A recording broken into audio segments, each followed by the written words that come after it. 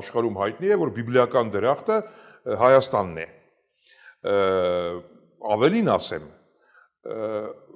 ամբողջ Հայաստանն է փոխաբերական իմաստով դրախտ, որովհետև դրախտային երկիր է, ավելի լավ պայմաններ ունի,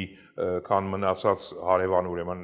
երկրները եւ այլն, բնական պայմանները, բայց ավելին ասեմ, Հայաստանի մեջ էլ տեղայնացվում է դրախտը շատ կոնկրետ, այո, շատ աշխարհագրական, այսպես ասած,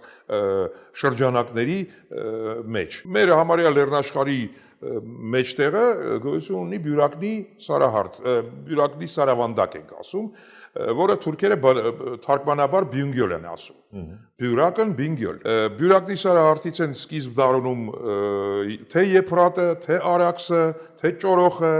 եւ թե Տիգրիսի որոշ ուրեմն վտակները, որոնք էլ հենց կազմում են դրախտի 4 գետերը։